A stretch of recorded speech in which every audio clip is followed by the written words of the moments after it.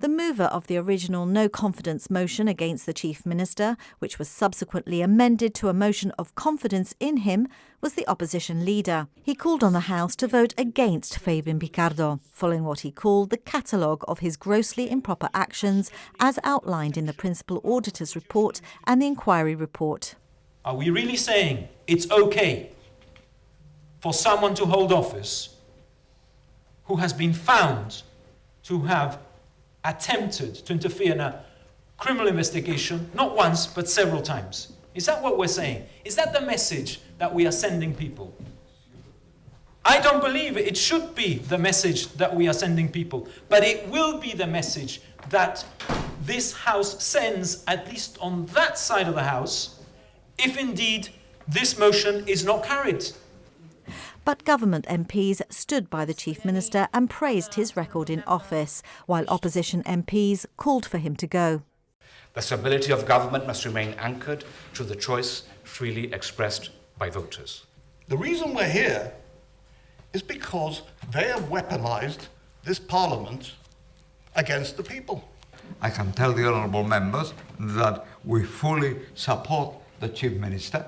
And that nobody can have absolute power, because absolute power corrupts, Madam Speaker. Each and every one of us on this side of the House has full confidence in the Chief Minister. So it is those things that they want to discard and criticise and demolish and trash, which is a word that we've used very often over the last 5 or 6 months. It has been an attempt at political assassination. Would those open show remarks, because they're remarks, not recommendations, would those remarks be a reason to resign? My support for brilliant leadership must go to our present Chief Minister, Fabian Picardo.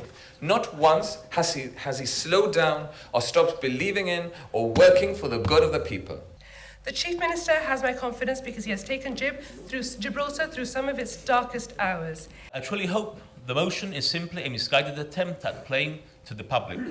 The last to speak was Mr. Picardo, who thanked his ministers for their support. And the father of the House asking me to stay, Madam Speaker.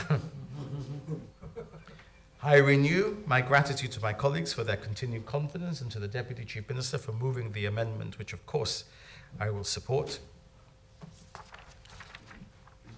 And despite the effluxion of time since I was first sworn in as Chief Minister, I have to remind the House that in my heart, the honour of leading our people is never diminished. A greater honour I cannot imagine. Madam Speaker, if the vote goes in the way the honourable members have set out today, I look forward to continuing that work tomorrow. I commend the amendment to the House. Division was called and the votes were counted. The motion was carried with a government majority of 9-8. Keith Azopardi had the final word. When he acts like the wounded Chief Minister, like he did in some instances today, lashing out in a dark and sinister way, in the word of Sir Peter Openshaw, we are not going to miss him, because that kind of conduct,